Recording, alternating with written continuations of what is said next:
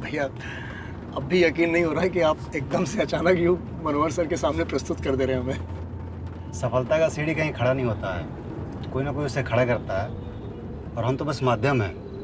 देखो तुम सक्षम हो, बस दांत मत निपोड़ना।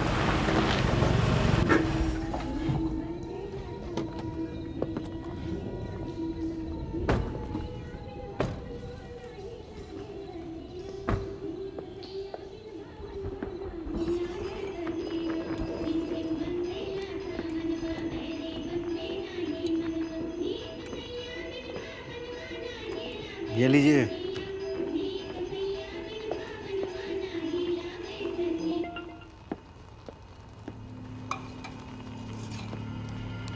दो महीने से सोलंकी तुम्हारा गीत गाते ही नहीं रुक रहा।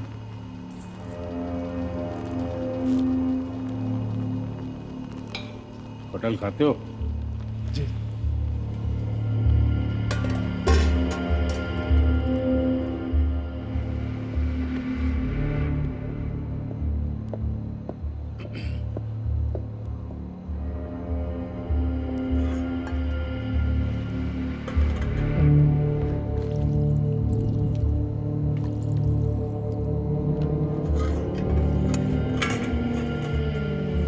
कब से हो फोर्स में? सर 9 साल पूरे हो जाएंगे नेक्स्ट मंथ। उठाल लो। सोहेल,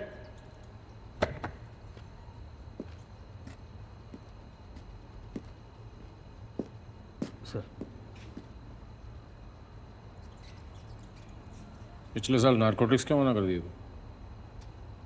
सर वो सुल्तानपुर में माँ बाबूजी अकेले पड़ जाते, इसलिए पोस्टिंग चेंज करना ठीक नहीं लगा।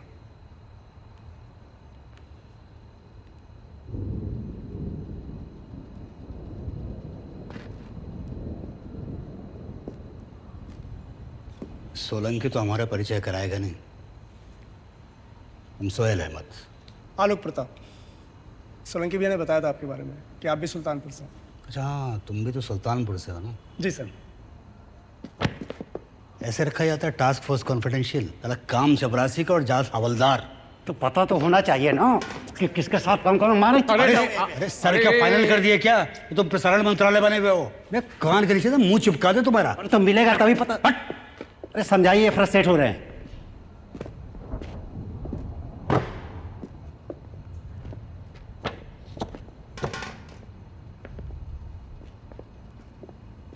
तुम्हारे कल के कारनामे के बाद से बड़का रेपुटेशन हो गया तुम्हारा। सर हम तो अपना काम कर रहे हैं, बस आगे की प्रोसीडिंग भी ठीक से हो जाए तो थोड़ी शांति मिले।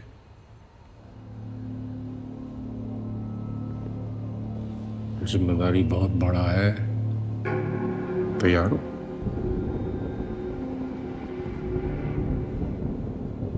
सर जब सोलंकी भैया ने बताया कि आप मिलना चाह रहे हैं, कसम खा कह रहे हैं सर, विश्वास नहीं हुआ। बहुत सुन रखे हैं सर आपके बारे में, आपका आशीर्वाद मिल जाए। अरे आशीर्वाद तो मंडप तक ही साथ देता भाई,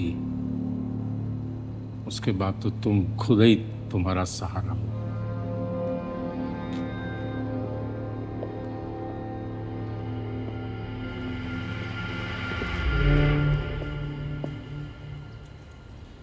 हम जब नया नया फोर्स ज्वाइन किए थे ना,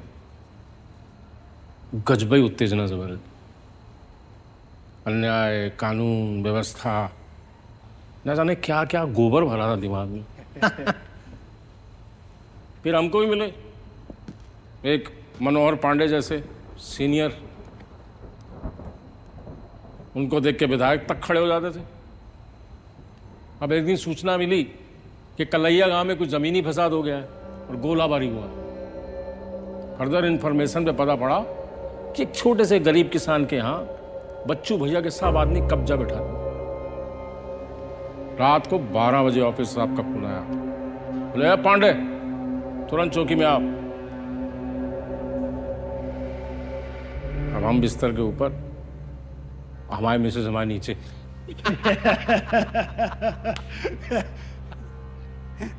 अब भाई सीनियर का आदेश था, बिना काम निपटाए हम अपनी स्कूटी दौड़ाए और 15 मिनट में पहुंच गए चौकी। ब्रीफिंग में बोले तैयार रहना, आज कुछ भी हो सकता है। अब हम साला असमंजस में कि इतनी ठिठुरती रात में यहां निशाना लगे या ना लगे, पर जहां साला तैनात थे कम से कम उधर तो फायर करके आते।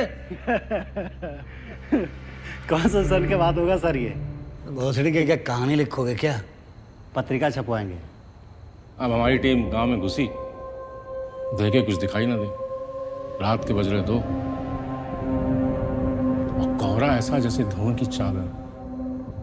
एक हवलदार ने स्पॉटिंग किया, इंस्पायर। उधर से 3 राउंड आए, हमारे 3 आदमी डाउन, बचे हम 5 लोग। कैसे तैसे कच्ची दीवार का सहारा लेके हम ब्लाइंड स्पॉट में आए। साहब ने निर्देश दिया, डिवाइड हो जाओ, घेरा बनाते।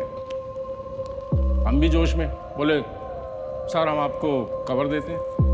अब 3 लोग पीछे से घर को घेरे, 15 मिनट में 6 राउंड, मैटर क्लोज। भगवान जाने कहां से बच्चू स्वयं निकल के आया और फायर किया। गोली हमको लगी यहाँ कंधे पे। नसीब साला मादर चौथ की दूसरी गोली चलने से पहले ही बंदूक जाम। सबने मिलकर घेरा दिया। अब तो हमें यह बताओ, हमारे साहब वहां उसको मारे कि नहीं? डिपेंड्स। अगर आपके ऑफिसर को प्रमोशन चाहिए होगा तो उसे वहां नहीं मारूंगा। बस साला इसी प्रमोशन के लालच में हिरासत में लिए और हम सब लोग वहां से चले गए। पर साला हमको क्या मालूम था कि इस बच्चू का सेटिंग इतना जबर है कि उसकी जगह जेल में कोई और ही बच्चू बन के सजा काट रहा है। बच्चू तो साला बाहर फील्डिंग लगाए बैठा है हमारे और साहब के लिए। 4 महीने में उसने हमको और साहब को उठाया और पुलिया के नीचे लाके बिठा दिया। बैठो।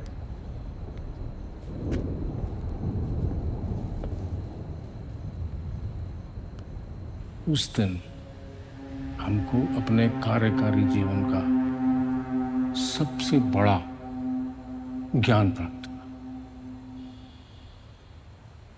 साहब के माथे पे बंदूक तान के बोला, चूतिए, हमको मार के भी तुम डीएसपी ही बनते। धाए सीधा फेस पे फायर किया।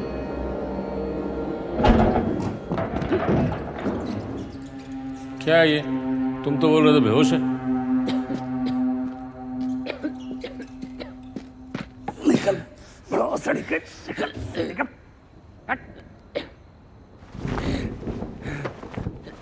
चूतिए सोलंकी, थोड़ा हाथ बढ़ाओगे? कीड़ा है, रेंग रहा है, रेंगने दो। भाग भाग भाग, कहाँ भाग गया? सर ये तो सर ये आइए प्रारंभ करते हैं।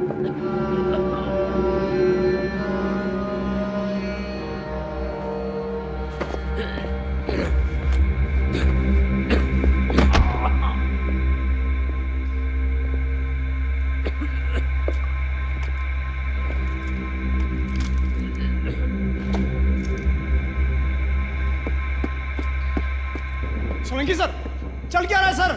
ये हमारी कस्टडी में था, यहाँ कैसे पहुंच? अरे कहानी पूरी तो होने दो भाई। अब हमारे साहब तो हो गए थे स्वर्गीय। अब की बारी थी हमारी।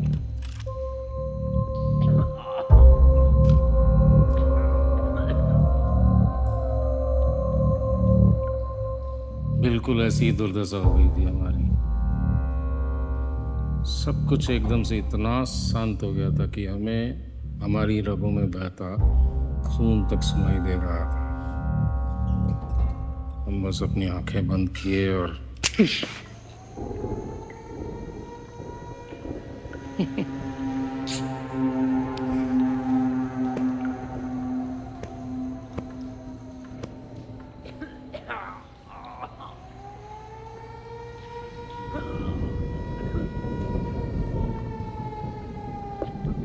बच्चों हमसे बोला, उस दिन हमारी गोली लगी तुम्हें तो तुम आज भी जीवित हो। जब महादेव ही तुम्हारा कुछ नहीं बिगाड़ पाए तो हम तुम्हें क्या मारें।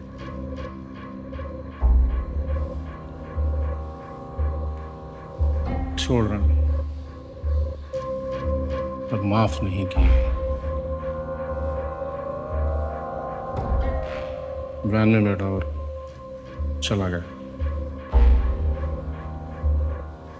साले का पूरी रात हम पुलिया के नीचे खड़े ये सोचते रहे कि अगर हमारे साहब ने उस दिन इसे मार दिया होता, खुद भी जिंदा होते और हमें भी ये रात नहीं देखनी पड़ती। हमारे साहब चूतिया थे, मर गए। और उससे भी बड़ा चूतिया वो बच्चू था, उसने हमें छोड़ दिया। 1 साल 3 ऑपरेशन के बाद डीएसपी सर की तरह घुटने में उठा के मारा साले।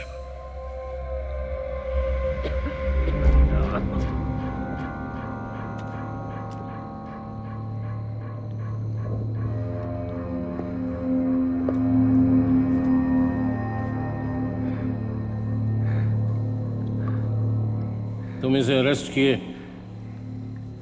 ये कोर्ट में पेश होगा और तुम्हारे सारे गवाह आखिरी वक्त पे अपनी गवाही बदल देंगे। लैक ऑफ एविडेंस के चलते कोर्ट इसे रिहा कर देगी। बाहर आएगा, मखौल उड़ाएगा तुम्हारा, फिर से अपराध करेगा। रिपीट ऑफेंडर है जान के ऊपर। अनवर सर, हमारी बात सुनिए, ये सब अनुमान लगाना उचित नहीं है सर। इसके अगेंस्ट केस बहुत स्ट्रांग है, पुख्ता सबूत, हमने खुद चार्जशीट तैयार की है सर। 10 साल की बच्ची थी मादर। तुम्हारे इस बाय द बुक वाले इंसाफ के चूतियापे में ऐसे हरामी लोग अपराध को अपनी आदत बना देते हैं। सोलंकी तुम्हारे बहुत गुण गाए, इसकी तुमसे मिल ली है।